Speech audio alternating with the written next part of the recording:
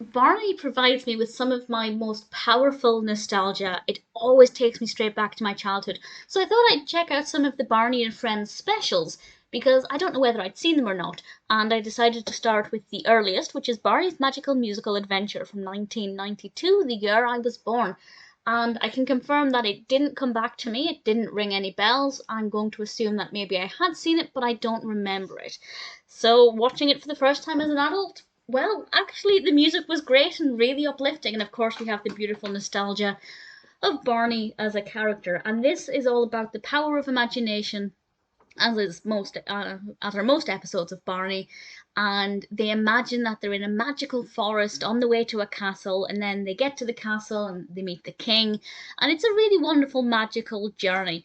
The children involved in this, we have Michael and Tina, Min and Derek. I'm particularly a fan of Min and Tina. I think they're brilliant, but they were all absolutely fantastic. Great, vocal performances, great acting and dancing across the board. Really feels very immersive. That's the great thing about Barney and Friends. I've mentioned this 100 times now, but I love that it makes the viewer feel like they're there on the journey with the other children. Certainly the first maybe 8 seasons of Barney. After that, it gets a bit awkward.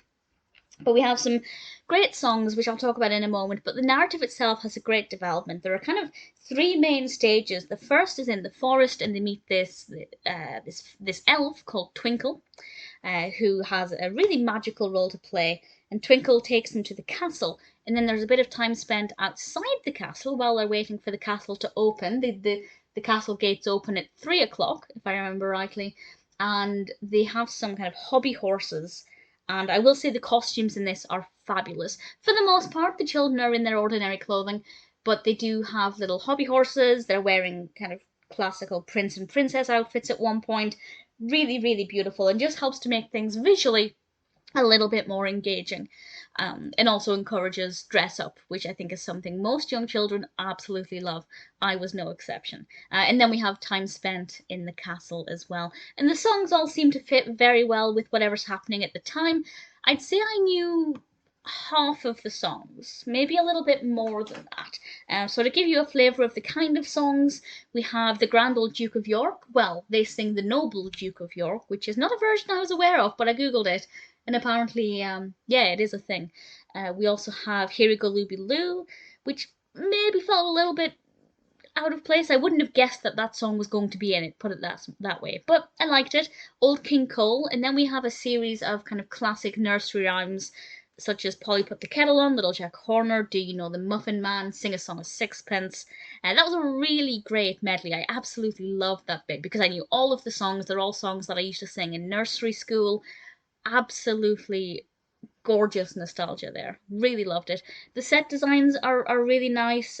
There's some slightly awkward editing and special effects, which in 1992 were probably pretty decent. Nowadays, not so much.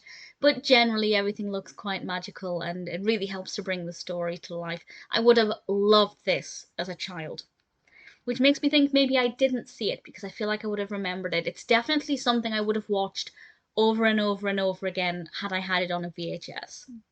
Because it's a fun story, it's a well developed narrative, and the songs in it are brilliant.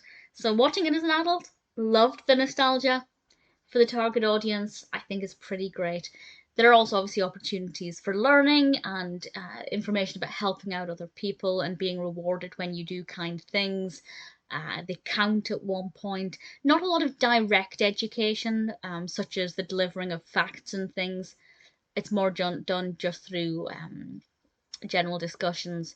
But obviously, there are always opportunities for learning in stories like this. And ultimately, it shows that the imagination is such a wonderful thing. This entire story was born out of a children's sandcastle. The children were making a sandcastle, and this is what came out of it. So, pretty great, very well developed, very creative, and the musical aspect, definitely pretty awesome.